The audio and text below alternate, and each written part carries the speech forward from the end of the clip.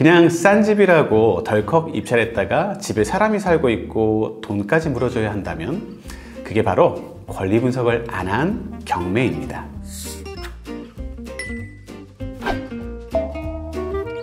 안녕하세요. 경매의 허들을 낮추는 부가티킴입니다. 경매는 싸게 사는 것도 중요하지만 안전하게 사는 것이 훨씬 더 중요합니다. 오늘은 입찰 전에 체크해야 할 임장과 권리 분석 기본 용어 7개 천천히 풀어보겠습니다. 첫 번째, 임장은 물건 현장에 직접 가보는 것입니다. 고깃집이면 고기를 먹어보고 PC방이면 게임을 하고 야구장이면 야구를 하고 실사용 상태를 확인하는 과정이에요. 겉보기에는 멀쩡해 보여도 막상 가보면 쓰레기가 쌓여 있다거나 불법 점유자가 있을 수도 있습니다. 관리비가 밀렸는지 가스, 전기는 끊기지 않았는지 이런 건 서류에 안 나와요. 관리실에 들러 상황도 물어보고 연락처도 받아두면 낙찰 후 큰 도움이 됩니다. 임장은 단순한 탐방이 아니라 위험 요소를 미리 걸러내는 사전 점검입니다. 두 번째, 점유. 점유란 지금 그 부동산에 실제로 살고 있는 사람을 말합니다. 세입자일 수도 있고 가족일 수도 있고 소유자일 수도 있고 또는 무단 점유자일 수도 있어요. 이 사람이 안 나간다면 낙찰을 받아도 그 집을 내가 바로 쓸 수가 없답니다. 간혹 보증금까지 떠나야 되는 상황도 있을 수 있어요. 그래서 임장할 때 누가 살고 있는지 꼭 확인해야 합니다. 세입자와 점유자는 다를 수도 있습니다. 세입자는 정상적으로 계약한 사람을 말하고요.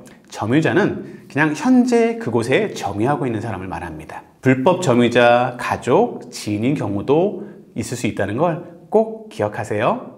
세 번째, 등기부 등본. 앞으로 등기부 등본은 추후에 다시 자세하게 한번 더 설명을 드릴 건데요. 간단하게 설명하자면 누가 주인인지 또는 이 물건에 어떤 담보가 있는지 설정되어 있는지 이런 걸 알려드리고 법적인 문제는 없는지도 확인할 수 있어요. 여기서 가장 중요한 건 언제 생긴 권리인지라는 겁니다. 말소 기준보다 늦게 생긴 권리는 대부분 사라지고 쉽게 말해서 제가 책임을 지지 않게 되는 거고 혹시 그 말소 기준보다 먼저 생긴 권리는 내가 떠안을 수 있는 책임을 지게 됩니다.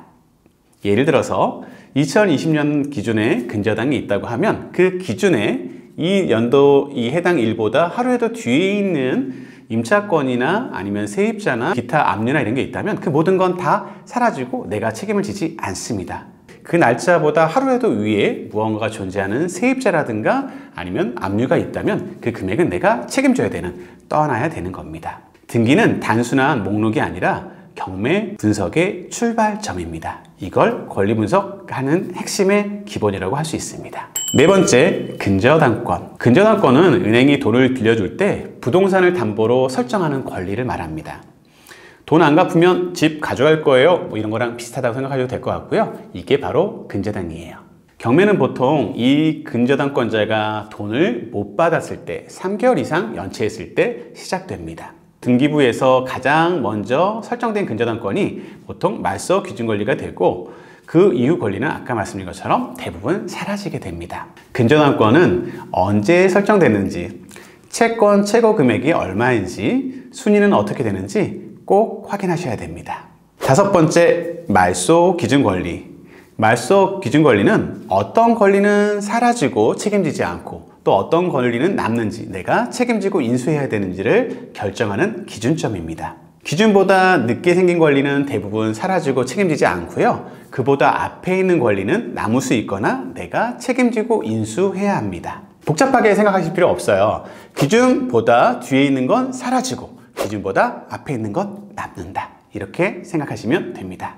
여섯 번째, 세입자. 세입자란 쉽게 말하면 남의 집을 빌려서 살고 있는 사람을 말합니다.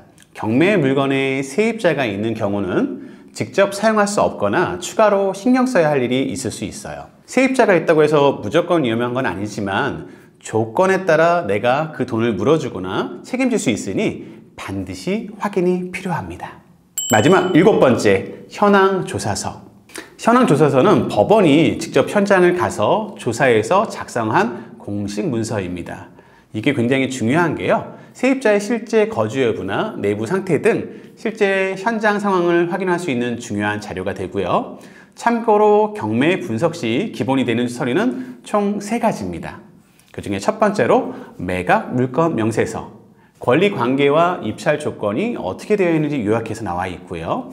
두 번째, 현황 조사서, 실제 집행관들이 가서 실제 거주자가 누구인지, 집의 상태나 무슨 하자는 없는지 그런 현장 정보를 알려드리는 게 되고요. 마지막으로 세 번째, 감정평가서, 이 물건의, 이 부동산의 가격이 얼마가 되는지 산정하는 기준이 되는 3가지가 있습니다. 이 중에서도 등기부 등본과 현황조사서는 반드시 함께 봐야 하는 핵심 자료입니다. 이 서류들은 모두 대법원 경매 사이트를 통해서 누구나 무료로 확인할 수 있습니다. 오늘은 임자음과 권리 분석을 시작할 때 꼭 알아야 할 용어들을 정리해 봤습니다. 현장을 보고 서류를 읽고 권리를 이해하는 것, 이 모든 게 경매의 기본이자 낙찰 후 후회하지 않기 위한 최소한의 안전장치입니다. 경매 처음이라 막막하시다면 부가티 킴과 함께 차근차근 배워보세요. 좋아요, 구독 눌러주시고요. 다음 영상에서 또 뵙겠습니다. 감사합니다. 먼저 그냥 싼 집이라고 급하게 하려고 하니까 또 그러네요. 할 때마다 어색하네요. 아우.